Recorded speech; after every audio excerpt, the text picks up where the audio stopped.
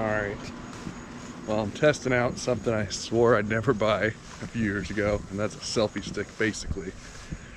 But if it works like it says it's supposed to, it should be invisible to you. What do you think, Gracie? Huh? What do you two think? It's not invisible to me, but it's supposed to be invisible to you. But I wanted to give you guys a little walk around Gwendolyn. It's been a while since she's had an update, but she's mostly original as she sat when I got her. The main stuff I've changed, the suspension, the steering. There's been a bunch of refreshing, getting stuff that's broken to work again. Still have some more stuff to do on that list, including cruise control for one.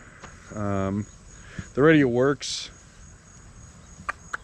through two little 4-inch speakers, so you can't really hear it over the rest of the truck, so that's on the upgrade list too, but that's not strictly necessary. Did crossover steering in the front. I've replaced the bits of the suspension a couple of times. It's still not quite there. Carson and I just did a hitch on it a little while ago. You can check out that video coming out on Thrifty garage soon. And you can see I've been using it to do a little towing, and you'll see some footage of that coming soon too. But next immediate thing I'm going to do to it is 488 gears. There's no re-gearing done except for the dual transfer cases some of you might have seen. And so that's the other big upgrade I did.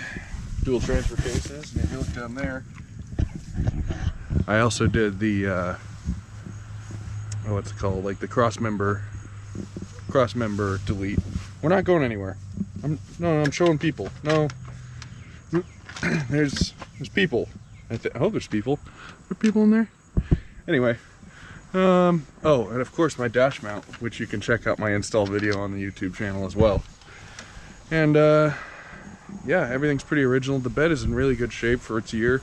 It had a camper shell on it when I first bought it, and that saved it a lot from the exposure. You can still see the marks it made from driving around with it, but small price to pay for having a bed that's mostly intact. And then yeah, my sticker, which hopefully I have that video done by now, but I did a whole walk along video as I made that sticker. Just about all my vehicles have had names, and they've all kind of had the personality too, and Gwendolyn's no exception, that's for sure. Here, let me pop the hood.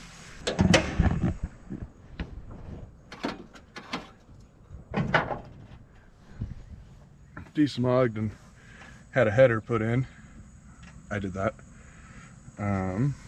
Everything else is pretty original on my second battery for her, so yeah, there was I think I found the issue that originally got her parked, but behind this little airflow sensor there's a temperature sensor that plugs in, and when Carson swapped this engine in with me, I found on the electrical harness a plug that was taped back with some really old looking electrical tape.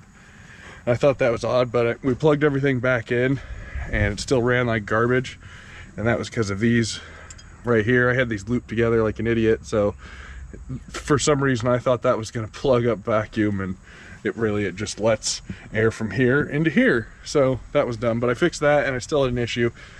And back there, when I pulled that out, I found a weird looking stub. It ended up being covered in dirt, and I broke the dirt loose. And then I found that the dirt on the top of it went down into it, so I cleaned that out, and it turned out that temperature sensor had been covered up for a long time, and the sensor that was taped up to the electrical was from that. Once I got that fixed, it started running better than ever had. I think they did an engine swap, but couldn't get to run right after that. And that's how it got here to me. Boom. But I plan on keeping her mostly stock. Oh, and the rims I got off of like a newer 4Runner, I think those are off of, but it just ends up that way. They're cheap and affordable, and I like the looks of a lot of them, but I always usually end up getting these Toyota rims off some other vehicle.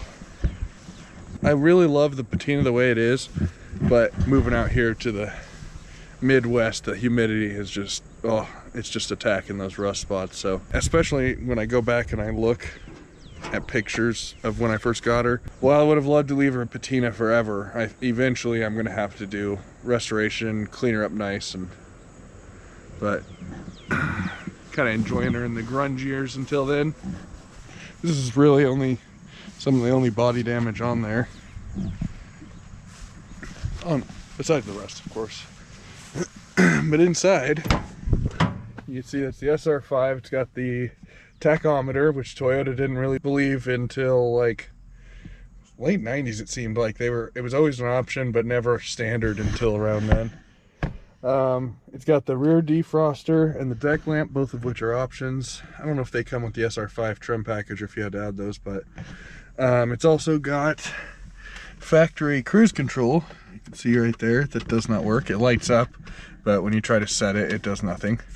So, I mean, I have no idea where to even start with one of those. And the power antenna, which is actually going to be wired up to one of my other projects, which is the E-locker axle. And I put that E-locker axle in. It was one of the first things I did with it. I just got an awesome deal on the dual transfer cases and that. And it's a modified housing from like a 95 or newer Tacoma.